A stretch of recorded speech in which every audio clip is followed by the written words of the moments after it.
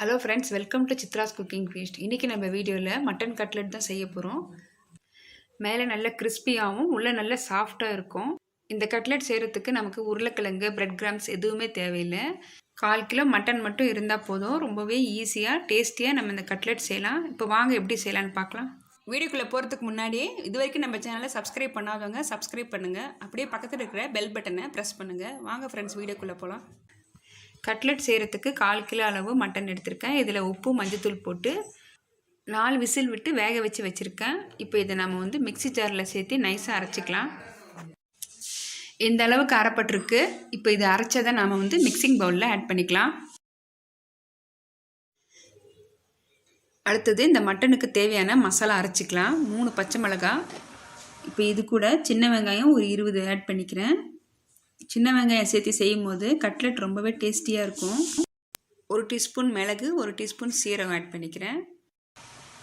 அடுத்தது 1 டீஸ்பூன் சோம்பு, 2 லவங்கம், 1 பட்டை இப்போ இது கூட ஆட் பண்ணிக்கிறேன். அடுத்தது மசாலா பொருட்கள் ஆட் பண்ணிக்கலாம். 1 டேபிள் ஸ்பூன் மிளகாத்தூள், 2 டேபிள் ஸ்பூன் தனியாத்தூள், 1/4 டீஸ்பூன் மஞ்சத்தூள், இது மூணுமே நான் இது கூட ஆட் பண்ணிக்கிறேன். அடுத்தது இஞ்சி பூண்டு பேஸ்ட் 1 டீஸ்பூன் ஆட் பண்ணிக்கிறேன். இப்போ மிக்ஸி ஜாரை க்ளோஸ் பண்ணி நம்ம இதை நைஸாக அரைச்சிக்கலாம். இப்போ நம்ம அரைச்ச மசாலாவை மட்டன் கூட ஆட் பண்ணிக்கிறேன். அடுத்தது ஒரு பெரிய வெங்காயம் பொடியாக கட் பண்ணி வச்சுருக்கேன். இப்போ இது கூட ஆட் பண்ணிக்கிறேன். ஒரு கைப்பிடி அளவுக்கு கருவேப்பிலையும் பொடியாக கட் பண்ணி வச்சுருக்கேன். அடுத்தது ஒரு கைப்பிடி அளவுக்கு புதினாவும் கொத்தமல்லியும் பொடியாக கட் பண்ணி வச்சுருக்கேன். இப்போ இது கூட ஆட் பண்ணிக்கிறேன். புதினா கொத்தமல்லி சேர்க்கும் போது நம்மளுடைய மட்டன் கட்லெட் ரொம்பவே ஃப்ளேவராக இருக்கும். இப்போ இதுக்கு தேவையான அளவுக்கு உப்பு ஆட் பண்ணிவிட்டு நம்ம நல்லா பிசைஞ்சிக்கலாம். நம்ம சேர்த்துருக்கிற மசாலா எல்லாமே நல்லா மிக்ஸ் ஆகணும். இப்போ இது நல்லா மிக்ஸ் பண்ணிவிட்டேன். அடுத்தது இதில் உடச்சக்கல்ல பவுடர் ஆட் பண்ணிக்கலாம். உடச்சக்கல்லையே மிக்சியில் அரைச்சி வச்சுருக்கேன். 4 டேபிள் ஸ்பூன் ஆட் பண்ணிக்கலாம். இந்த பவுடர் ஆட் பண்ணும்போது நம்மளுடைய கட்லெட் நல்ல கிறிஸ்பியாகவும் நல்ல மொறுமொறுப்பாக இருக்கும். இப்போ ஒரு தடவை நல்லா மிக்ஸ் பண்ணிக்கலாம். மிக்ஸ் பண்ணிவிட்டு கடைசியாக இதில் 1 டேபிள் ஸ்பூன் ஆயில் ஆட் பண்ணிக்கிறேன். ஆயில் ஆட் பண்ணும்போது நமக்கு உருண்டை பிடிக்கும் போது கையில் ஒட்டாமல் வரும். இப்போ இதிலிருந்து கொஞ்சம் மாவு எடுத்து சின்ன சின்ன பால்ஸாக நம்ம உருட்டி எடுத்துக்கலாம்.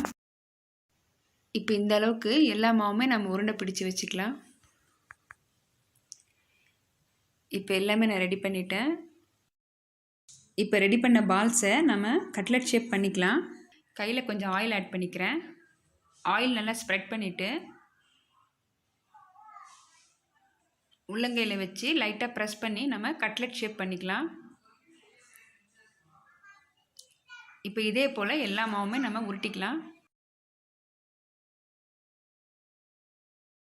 இந்த கட்லெட் சின்ன குழந்தைங்களிருந்து பெரியவங்க வரைக்கும் தாராளமாக சாப்பிட்லாம். ஏன்னா நம்ம இதை டீப் ஃப்ரை பண்ண போகிறதில்ல, ஷாலோ ஃப்ரை தான் பண்ண போகிறோம். இதுக்கு அதிக அளவில் நமக்கு எண்ணெய் கூட தேவைப்படாது. 2 டேபிள் ஸ்பூன் ஆயில் மட்டும் போதும். இப்போ எல்லாமே நான் கட்லெட் ஷேப் பண்ணி வச்சுருக்கேன். இப்போ ஷாலோ ஃப்ரை பண்ணிக்கலாம். உங்களுக்கு டீப் ஃப்ரை பண்ண விருப்பம்னா கார்ன்ஃப்ளவர் மாவு 2 டேபிள் ஸ்பூன் கரைச்சிட்டு நம்ம ரெடி பண்ணி வச்சுருக்கிற இந்த கட்லெட்டை கார்ன்ஃப்ளவர் மாவில் டிப் பண்ணி பிரெட் கிராம்ஸில் பரட்டிட்டு நீங்கள் டீப் ஃப்ரை பண்ணிக்கலாம். இப்போ நம்மளுடைய கட்லெட் எல்லாமே நான் பேனில் ஆட் பண்ணிட்டேன். இது ஒரு பக்கம் நல்லா வேகட்டும். இப்போ 1 டேபிள் ஸ்பூன் ஆயில் ஆட் பண்ணிக்கிறேன். நம்ம மட்டன் ஆல்ரெடி வேக வச்சு தான் நம்ம மிக்சியில் அரைச்சிருக்கிறோம். அதனால் சீக்கிரமாகவே குக் ஆகிடும். ஒரு 5 மினிட்ஸ் வேக வச்சா போதும். அடுத்த பக்கம் திருப்பி போட்டுக்கலாம். இப்போ நிதானமாக ஒவ்வொன்றா நம்ம திருப்பி போட்டுக்கலாம். இப்போ 2 பக்கமும் நல்லா குக் ஆகிடுச்சு. நாம் இப்போ பிளேட்டுக்கு ட்ரான்ஸ்ஃபர் பண்ணிக்கலாம். நீங்களும் இதே போல் ஒரு தடவை செஞ்சு பாருங்கள். இதில் அதிக அளவில் நம்ம ஆயில் கூட யூஸ் பண்ணலை. ரொம்பவே சிம்பிளாக நல்ல கிறிஸ்பியாக நம்ம மட்டன் கட்லெட் ரெடி பண்ணிட்டோம். அடுத்த ஒரு நல்ல ரெசிபியோடு நான் உங்களை மீட் பண்ணுறேன். தேங்க்ஸ் ஃபார் வாட்சிங்.